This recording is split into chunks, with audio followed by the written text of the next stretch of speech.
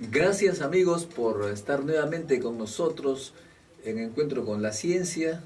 Soy Modesto Montoya y en esta oportunidad vamos a tener el gratísimo placer de conversar con el doctor Eduardo Gotuso, que es actualmente director del Instituto de Medicina Tropical Alexander von Humboldt, un iqueño que vino con muchos sueños a Lima a estudiar en la prestigiosa Universidad Peruana Cayetano Heredia, que ha celebrado a lo grande su cincuentenario en el Hotel Westin, una serie de conferencias extraordinarias internacionales que nos ha dado pues un panorama de la actividad científica en la universidad, pero sobre todo ha mostrado, bueno, no era necesario ya, que es la mejor universidad del Perú por su producción científica.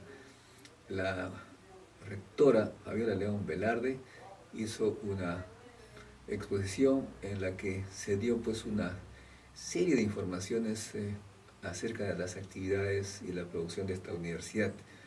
Y en la ceremonia principal, el doctor Eduardo Gotuso fue el elegido para describir un poco su vida en la universidad, pero sobre todo para mostrar cómo un provinciano puede triunfar sobre la base del esfuerzo, el estudio y la liberación de los complejos de provincianos en una universidad que en esa época se consideraba una universidad pituca, y él pues más bien mostró que los, entre comillas, pitucos hacían mucho más labor social que otros que se vanagloriaban de ser más bien del otro lado. En fin, todo eso es historia, y sobre esto y muchas cosas vamos a conversar con Eduardo Gotuso, un hombre bastante amigable,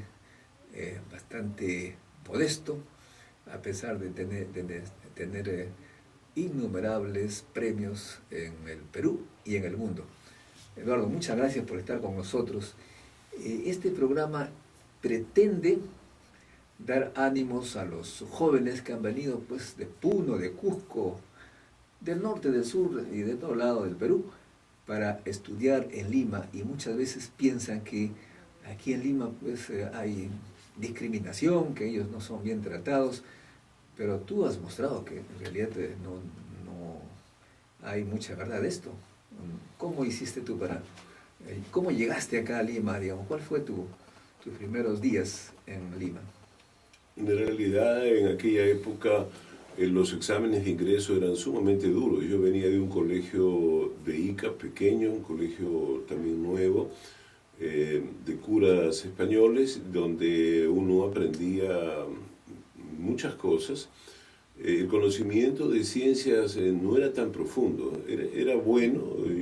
Yo tuve una capacitación dentro de mi familia con mis hermanos mayores que me enseñaron muchas cosas. Anecdóticamente te puedo decir que yo aprendí a sumar incluso hasta 3 cifras sin papel antes de aprender las letras.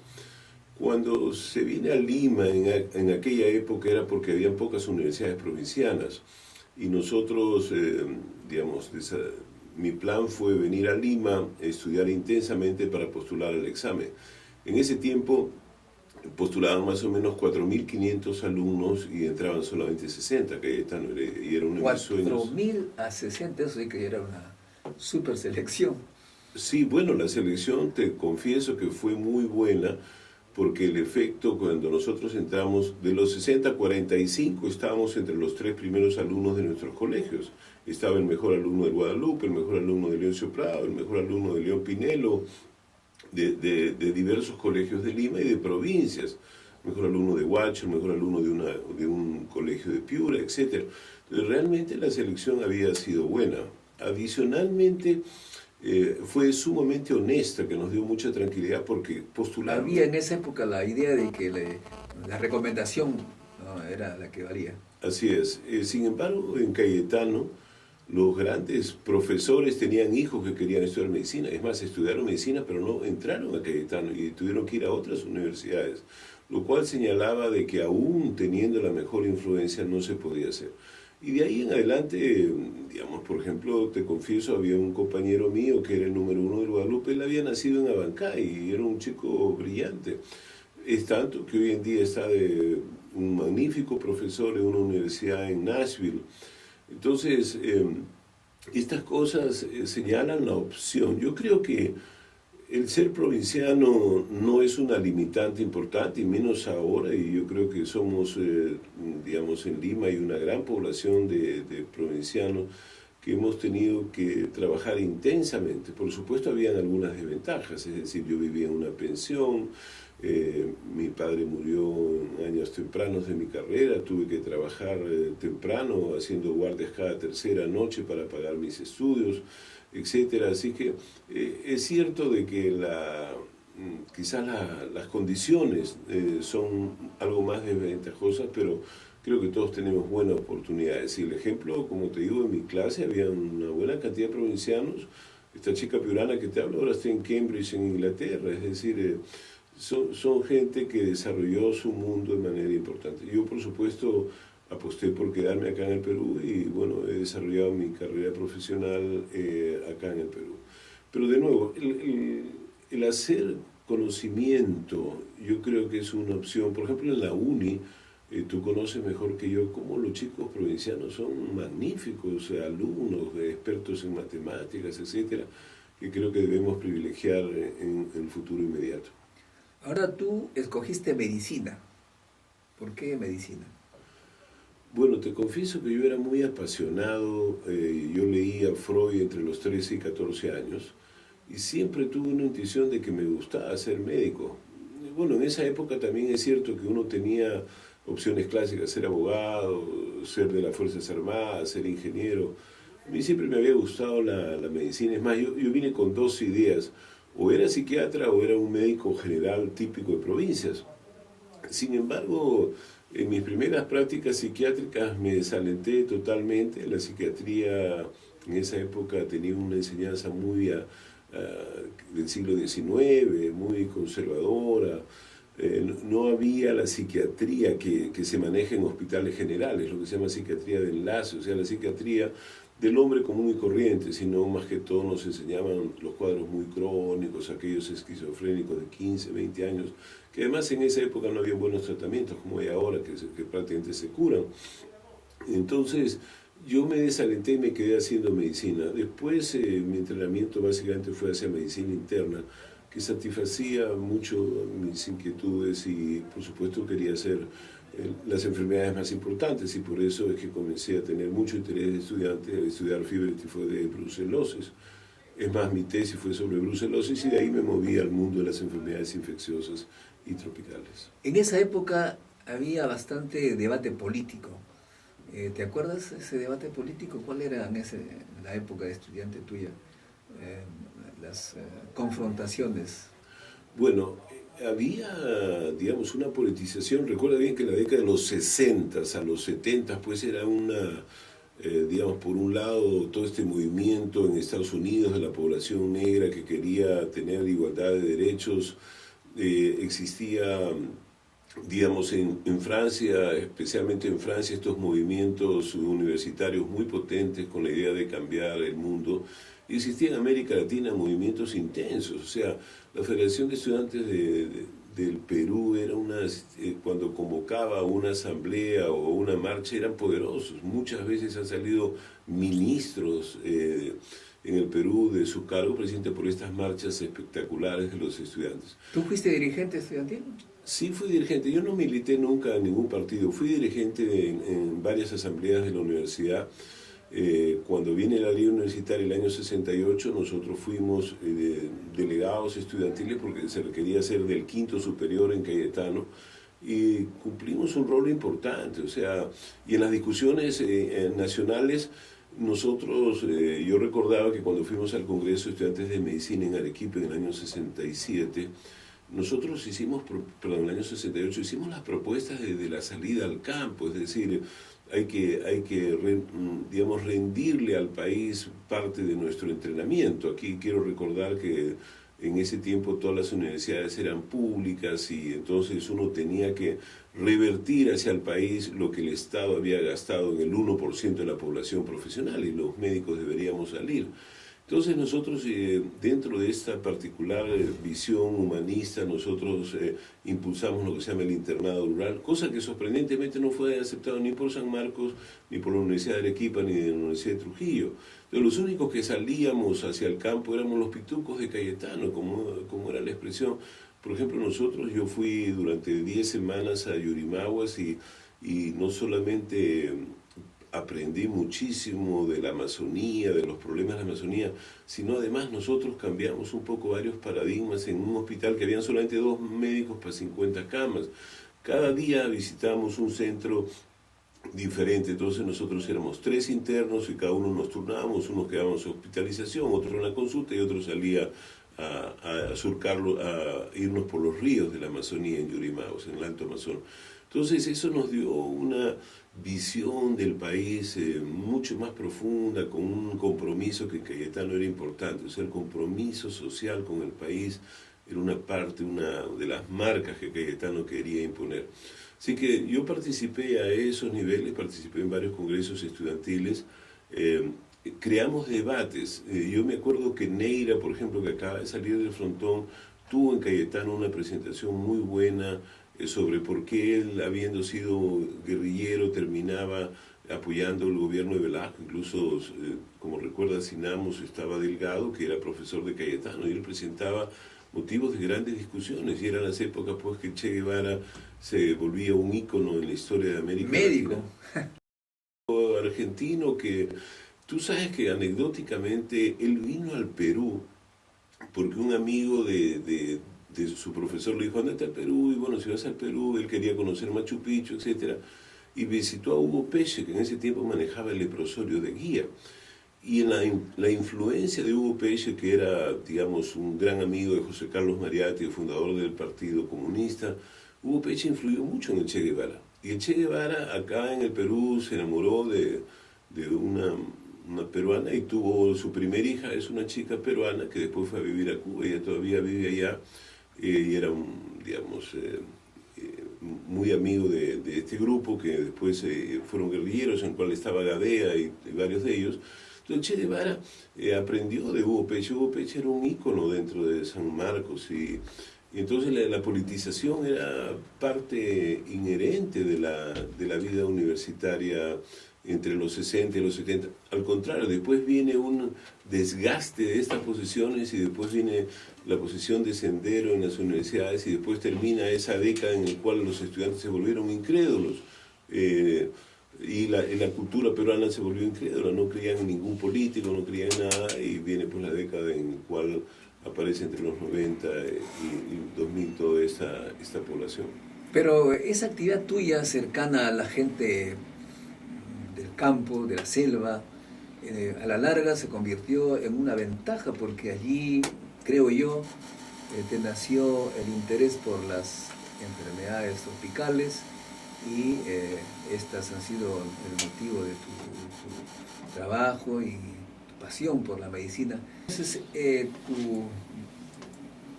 tus viajes al campo, a la selva, te hicieron conocer efectivamente las enfermedades que atacan a los peruanos más desposeídos, por decirlo de alguna manera, y ello, supongo yo, te llevó a estudiar estas enfermedades con bastante interés. Sí, en realidad siempre, precisamente una de las cosas más importantes cuando uno hace esta salida hacia afuera, si es que lo hace bien, en buenas condiciones, realmente es una experiencia enriquecedora. No como actualmente es el CERUM, donde no es una buena experiencia, una experiencia más pobre. Yo creo que la salida nos sirvió a muchos de nosotros y nos caló mucho para poder estudiar más las enfermedades tropicales, por ejemplo, o la salud pública en el país y los sistemas de salud. En general, yo te puedo decir que nosotros siempre hemos estudiado a partir de los problemas de salud. Por ejemplo, la fiebre tifoidea y la brucelosis eran situaciones muy comunes en el Perú cuando yo era estudiante, y por eso comencé a estudiarlo de manera intensa. Después estudiábamos las diarreas, Después cuando aparece el SIDA, antes de que apareciera ya habíamos formado una comisión, comenzamos tempranamente, fuimos de los primeros en ir a Huaral a hacer el diagnóstico del cólera cuando el doctor Luis Pro era jefe de la DISA Lima Norte. Es decir, nuestro trabajo siempre ha partido de las enormes enfermedades que el Perú tiene, que desgasta a la población, que las vuelve más pobres y que les quita los sueños. Yo, por ejemplo, siempre creo que uno de los problemas más importantes que hemos tenido en nuestro país son, por ejemplo, las diarreas de los niños pequeños, porque el impacto que produce va en dos direcciones. Cuando un niño tiene diarreas muy temprano, resulta que se malnutre, y al malnutrir produce una inmadurez en su sistema inmunológico, que es irreversible. Igual las lesiones que produce una malnutrición sobre su desarrollo cerebral los vuelve, personas que tienen un coeficiente intelectual menor que otros chicos de la misma edad, bien nutridos, etc. Entonces, el chico de áreas pobres está condenado a seguir siendo pobre, y eso es totalmente injusto. O sea, yo creo que la justicia social pasa porque todos debemos tener las mismas oportunidades. Y estos chicos pobres no tienen las mismas oportunidades por esa situación, porque van a estar más enfermos, las enfermedades van a ser más graves, su sistema educativo va a ser peor. Entonces, para mí eso siempre me impactó, y por eso yo siempre he insistido en que debemos manejar muchas de estas condiciones. Por supuesto, ahora la humanidad comienza a llamarlos enfermedades desatendidas, tropicales. Pero todas estas enfermedades son comunes en el Perú. Es decir, la tuberculosis y muchas otras enfermedades son relativamente comunes y siempre las hemos estudiado. Por supuesto, en áreas selváticas también hemos tenido mucha intención en buscar, además de la malaria y del dengue y de la UTA, otras enfermedades que impactan en la salud, y siempre esta experiencia de salir al campo fue una de las cosas que nos marcó. Nosotros en nuestra especialidad, nuestros primeros residentes, especialistas formados por nosotros, fue Alejandro Llanos, que es un experto nacional en la UTA y en la malaria. Él ha viajado por todo el Perú. El segundo que salió fue Ciro Maguiña, que ha visto todos los brotes de Bartonella en el Perú, que los ha estudiado, etcétera, y ha ido a todos los pueblos en carro, en jeep, en burro, en lo que sea. Es decir, Ciro ha llegado a los sitios más increíbles, y por eso tiene el respeto de los colegas del Colegio Médico, que lo han elegido el año pasado como decano del Colegio Médico. Entonces, yo creo que las salidas bien hechas sí ilustran y fortalecen la posibilidad de hacer investigación en el Perú de nuestros problemas cotidianos. Ahora, este estudio de enfermedades tropicales también les ha dado a ustedes del Instituto una ventaja comparativa y competitiva con los países desarrollados del hemisferio norte, que también se están interesando en esta especialidad y vienen a la escuela que tú has fundado. Eduardo, explícanos un poco. Mira, nosotros siempre respetamos mucho a los brasileros, porque los brasileros pues tienen una potencia en sus hospitales, en sus laboratorios, etcétera. Y sorprendentemente Brasil en los últimos 20 años, cosa que yo creía que ellos siempre iban a hacer estos cursos, se quedaron como encerrados fortaleciendo su ciencia brasilera, cosa que les está dando resultados actuales. Pero ellos no se abrieron al mundo. Y sorprendentemente ni Colombia ni Venezuela tampoco hizo eso. Y nosotros creamos un curso internacional que hoy día es reconocido. Uno entra a Google y dice cursos de medicina tropical, cursos de clínica de medicina tropical, y el primero que aparece es el nuestro. Este curso se creó en un momento en que en Estados Unidos no existía el board de medicina tropical. Entonces, para crear el board, ellos decían que una persona debería haber tenido prácticas fuera en sitios tropicales, debería tener conocimiento o debería probar uno de los cursos. Entonces nosotros pusimos nuestro curso ahí y ellos lo aceptaron. Entonces habían 6 cursos en el mundo, 4 en Estados Unidos, 1 en Inglaterra, el famoso del Instituto de Medicina Tropical de Londres, y el nuestro. Entonces, sorprendentemente, nosotros tenemos la opción de que vemos todo el tiempo muchas de estas patologías. Y entonces la gente comenzó a venir, y ahora es un curso totalmente exitoso. Por ejemplo, el próximo año ya tenemos todas las plazas tomadas. Este año entre los alumnos, porque tenemos un curso regular y un curso de expertos, vinieron dos directivos médicos de la clínica Mayo, una famosa clínica de Estados Unidos, pero vino el médico del presidente Obama o el médico de los presidentes de Estados Unidos a nuestro curso. Es un curso que es apreciado. ¿Por qué? Porque el mundo está globalizado. Por ejemplo, este médico, que es el jefe del departamento médico de la Casa Blanca, me dice, mire, en los últimos 12 años yo he volado a 89 países, porque el presidente va a viajar, y ellos tienen que saber qué enfermedades hay ahí, qué prevención hay, qué vacunas, qué pastillas van a tomar antes de llegar a esas situaciones. Entonces, para nosotros este curso ha sido muy importante, y yo creo que hemos hecho un gran servicio al país, pero hemos hecho un gran servicio a la humanidad. Y había el director del Instituto de Medicina Tropical de Amberes, me dice, Eduardo, ustedes están cambiando los polos. Y así nos bautizó, pues ahora los del norte se van a entrenar. Y nos parece muy bien. Como respuesta de eso, estos exalumnos donan equipos, donan recursos que después la universidad los usan a atender a pacientes pobres. A veces hay pacientes muy pobres que están, qué sé yo, en Puno, que no tienen dinero para venir a Lima.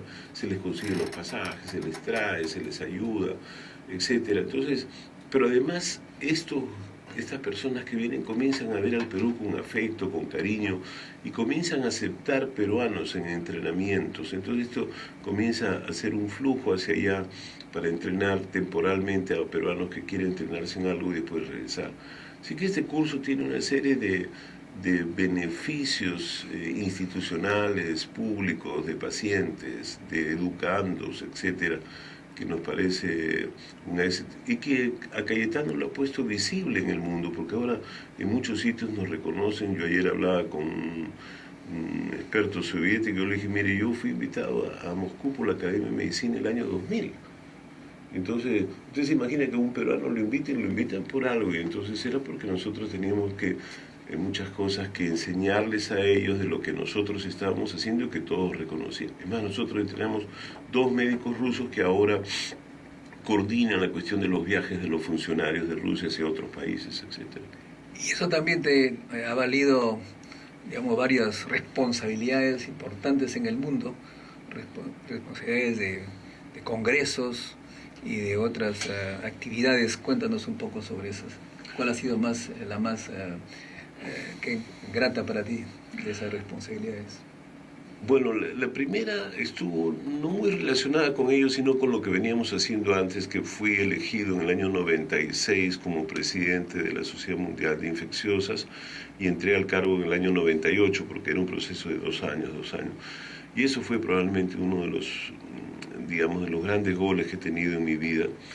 8 años después volví a ser presidente por una sociedad paralela que se llama la Federación Mundial de Medicina Tropical, y presidí el Congreso de Medicina Tropical Mundial que se hacía en Corea.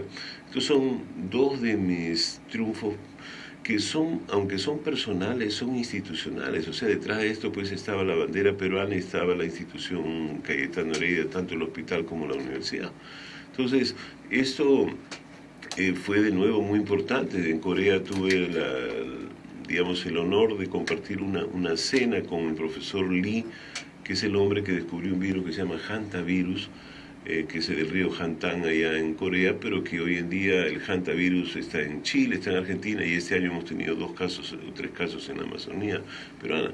Él describió, me dedicó un libro, y es uno de los placeres que he tenido el estar en Corea presidiendo un congreso. Y entonces es bien importante esto. Después he estado soy parte del comité de expertos de la OMS en enfermedades tropicales desatendidas.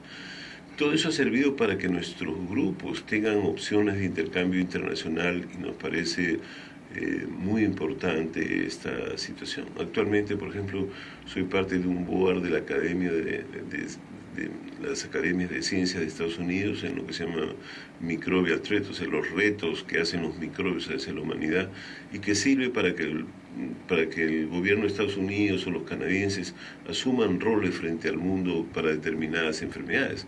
Entonces nuestra opinión es escuchada, es decir, yo participo de eso y hay otros colegas míos que están comenzando a participar, y creo que este es un tema de prestigio al país que es muy bueno porque nos permite abrir muchas puertas, traer recursos para hacer ciencia, crear mucha tecnología, y como tú y como todos nosotros siempre queremos insistir en la necesidad de crear ciencia en el país. Que la relación con el hemisferio norte ha sido de progreso, de difusión del conocimiento, pero también ha significado la llegada de enfermedades sexuales a través del turismo, y estas se están difundiendo en el Perú de una forma alarmante. Y el doctor Eduardo Gotuso estudia el tema, y sobre esto nos gustaría, Eduardo, que nos expliques qué enfermedades son estas y qué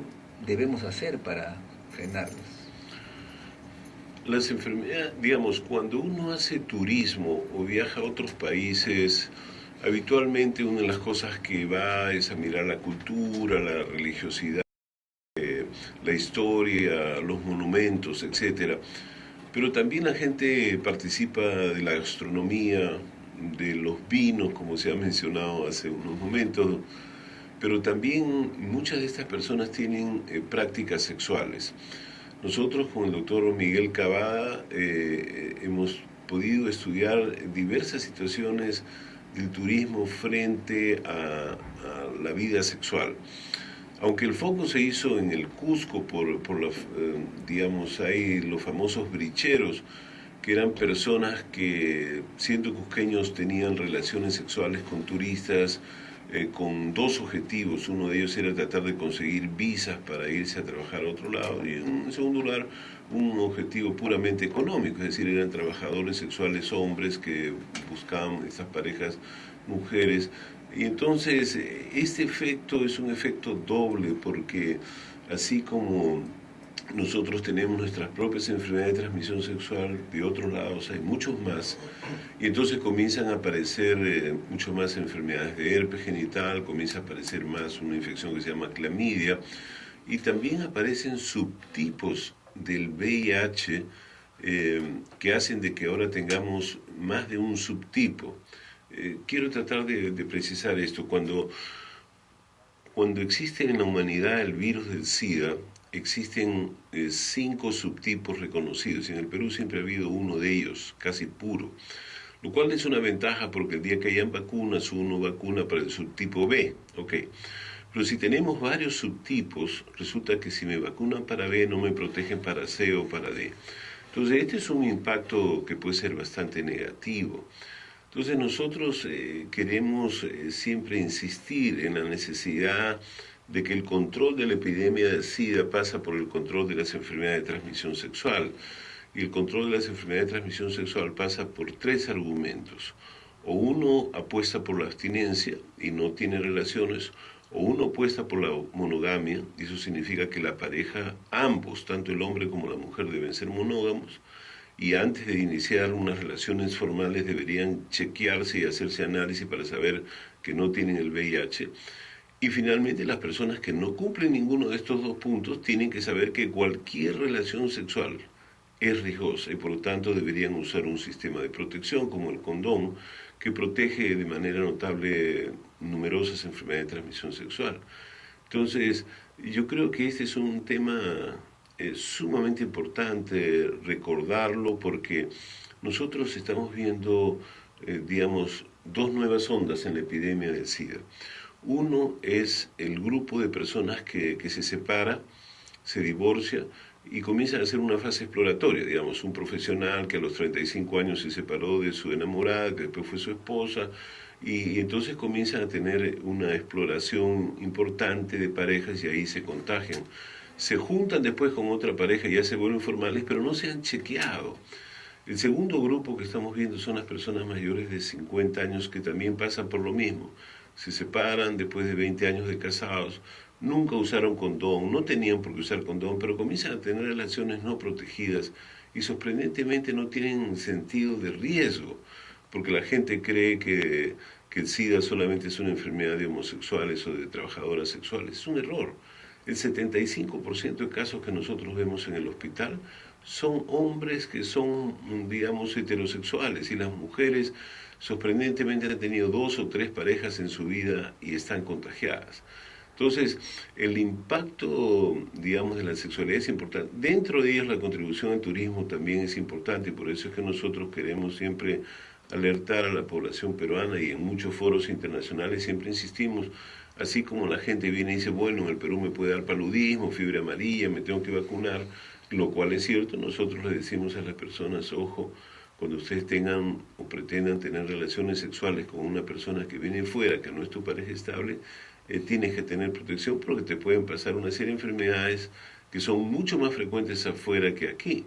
Es decir, en Estados Unidos, por ejemplo, las jóvenes norteamericanas tienen una tasa inusitadamente alta de herpes genital, a diferencia de las mujeres peruanas. Entonces, yo creo que este es un tema que siempre lo vamos a defender. Sin embargo, creemos de que ya la epidemia del SIDA entró a nuestro país hace mucho tiempo y se instala de manera importante, y donde el rol de los viajeros es pequeño dentro del mundo de la sexualidad normal del peruano. El papilomavirus está atacando mucho también a las mujeres acá en Perú. Siempre las atacó, lo que pasa es que antes no se conocía eso. Tú sabes, el papilomavirus, hay como 100 tipos de papilomas, pero los que producen cáncer es el 16 y el 18.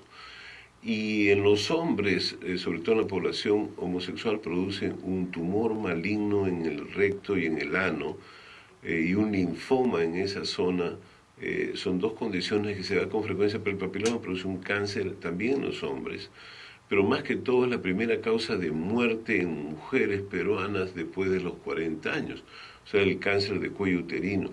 Entonces, esta es una enfermedad que ahora comienza a reconocerse de manera importante en el mundo, y por eso felizmente se estudió, incluso aquí en el Perú se hizo investigaciones importantes sobre este virus, y actualmente la humanidad tiene 2 vacunas para estos virus, de 2 compañías que han hecho estudios de investigación, y yo creo que es importante que ahora la gente joven se proteja contra esta opción.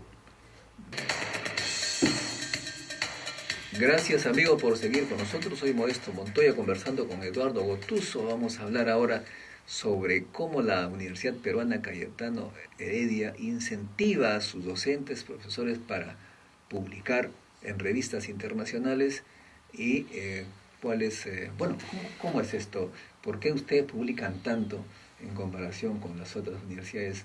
¿Hay algún reglamento? A propósito, acabo de leer un documento sobre el reglamento para los docentes, y efectivamente allí señala que se le considera muy bien a un profesor que publica y no tanto a uno que no, contrario a lo que sucede en las universidades del Estado, en que los puntajes que se dan en la evaluación por publicaciones es casi nulo. Es que en el mundo científico, digamos, el conocimiento tiene que ser escrito, es decir, no solamente hay que presentarlo como un abstracto, un congreso, o presentarlo en un simposio, tiene que estar escrito, y en segundo lugar tiene que estar escrito en revistas que se llaman peer review journals, o sea, revistas que tienen un comité que revisa bien, porque por ejemplo usted entra a internet y puede leer cualquier cosa, nadie revisa lo que está en internet, y eso es muy malo muchas veces, o sea, la información ahí puede ser totalmente sesgada y confunde a la población, mientras que en las revistas científicas los que revisan son expertos, y son expertos que revisan con mucho cuidado la información. Entonces la información que está escrita es una información validada de manera importante. Entonces la moneda, digamos, del mundo científico se mide bajo 2 parámetros habitualmente: cuánto uno publica, y en segundo lugar, cuántos alumnos de maestría o de PhD o de doctorados uno tiene. Así que, desde ese punto de vista, la universidad propicia. Yo siempre, entre broma y broma, digo, eso es como jugar en el medio campo. Jugás de lujo, taquito, de eso no sirve. Lo que sirven son los goles. Por eso es que publicamos. Y de todas maneras, ustedes como profesores son evaluados. Digamos, he visto el reglamento ese que señala por punto, ¿no?, cuánto vale las publicaciones en revistas internacionales, etcétera. En cualquier concurso debería ser así, es decir, en el mundo académico la meritocracia, igual que yo digo en el Ministerio de Salud, debería ser el elemento clave. Y uno puede ir por varios caminos. Por ejemplo, usted puede ser un gran cirujano y ser muy habilidoso en una tasa de éxito es muy alta. Por otra parte, usted puede hacer investigación y tener publicaciones. Usted puede ser un gran docente que capacita a numerosas personas y esas personas son ejes de desarrollo, etc. O sea, hay varias maneras como uno mide la producción. Ahora, la meritocracia en el Perú no está muy bien tratada porque entiendo que si uno quiere incentivar una carrera científica, por ejemplo, deberían escoger al mejor científico en determinados cargos que tengan que ver con la administración de la ciencia y la tecnología, pero a veces no. Incluso los ministerios técnicos, en esta oportunidad tenemos un caso excepcional, por ejemplo, que el ministro de Energía efectivamente es un ingeniero electromecánico de la UNI y que conoce el tema de la ciencia y tecnología de cerca. Él ha hecho trabajo de energía nuclear incluso, pero generalmente se nombra a personas que no tienen que ver con el campo y por lo tanto no se incentiva a los jóvenes a seguir unas carreras técnicas porque consideran que son un poco rezagados en este campo. ¿No es tu opinión? Sí, mira, yo creo que en el Perú siempre ha habido un descrédito para ser el mejor. Digamos, excepto las Fuerzas Armadas que reconocen la espada de honor y todo esto, en muchos colegios el ser el número uno, eres un nerf, eres un tonto, te dedicas solamente a chancar, se usa palabras, digamos, de desprecio frente a las personas que son los mejores alumnos. Entonces, la gente en su promoción recuerda no al mejor alumno, sino recuerda a Pepe el Pillo. Y este es un principio muy malo, y yo creo que debemos reconstruir eso. Por eso creo que hay que darle, fortalecer el conocimiento. Por ejemplo, yo te confieso que en el Perú existen muchos colegios para niños que tienen hándicap negativos, o sea, que tienen problemas de deficiencia, y me parece muy bien que los haya. Pero ¿cuántos colegios hay para niños que tienen coeficientes intelectuales altos? Ninguno. Y tú sabes que 1 de cada 300 niños en el Perú tienen coeficientes de genio. Entonces, ¿dónde están los genios que nacieron el año pasado o hace 10 años? Están medios perdidos, porque al ser genios van a una clase y se aburren, no son incentivados por el Estado. Entonces, te estoy hablando, por supuesto, de los niños excepcionalmente buenos que el Perú. Ahora, te diré que estos genios pueden ir a nuestros semilleros de científicos los sábados, a que tenemos 2 horas de experimentos interesantes. Lo anunciamos siempre por la publicidad. Se trata de que los chicos que se interesan en estos temas y que son tratados un poco mal en los colegios, los sábados tienen la oportunidad de liberarse y compartir sus experiencias con científicos. Bueno, pero a mí me parece eso es una gran oportunidad para ellos, porque eso es recuperar. Tú sabes, si nosotros tuviéramos una plana científica de gran valor, el Perú tendría una economía mejor, un conocimiento mejor, un reconocimiento mucho más eficiente, etc. Así que ese esfuerzo que ustedes hacen los días sábados es uno de los tantos modelos que creo que hay que propiciar para poder precisamente reconquistar, no perder esos chicos. Por ejemplo, un chico genio, ¿qué pasa? Va al colegio y se aburre porque en 10 minutos ya sabe lo que el profesor va a hablar en 1 hora.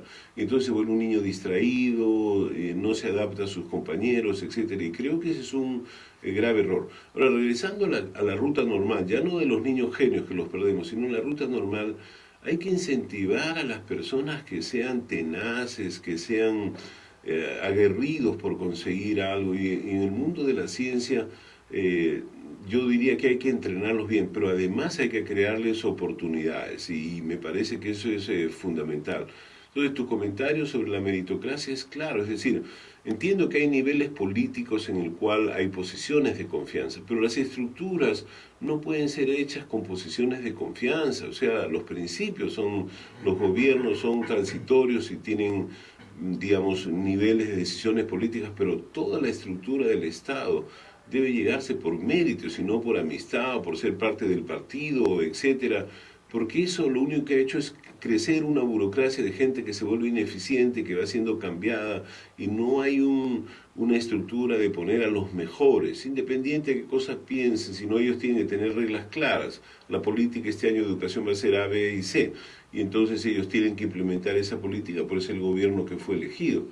pero esa persona es un técnico en el tema y no una persona que recién aparece porque es del partido que acaba de ganar. Eso para mí es un error fundamental, y eso en salud, por ejemplo, igual que en otras especialidades, puede tener un costo enormemente elevado. Yo creo que en el Perú, ahora que estamos desarrollándonos económicamente y que tenemos una capacidad económica mayor, creo que es indispensable tener a los mejores trabajando en las mejores posiciones. Por ejemplo, fíjate lo que pasa. La gente es elegida jefe de la región. Y este jefe de la región maneja, por ejemplo, del canon una cantidad notable de recursos que muchas veces no sabe cómo hacerle. No se rodea de los técnicos de su propia región para poder gastar esos dineros en mejorar la calidad de vida de las personas, en dar mejor educación, mejor salud, mejor calidad de vida, etc. Entonces yo creo que eso es básico, que estén los mejores técnicos y los mejores administradores y profesionales en las buenas posiciones para que el país se desarrolle. En el Consejo de Ministros me decían algunos amigos ministros que nunca se pronuncia la palabra ciencia, y los miembros de la Red Internacional de Ciencia y Tecnología han planteado la necesidad de un Ministerio de Ciencia y Tecnología para que el tema pues se trate al más alto nivel. ¿Cuál es tu opinión al respecto?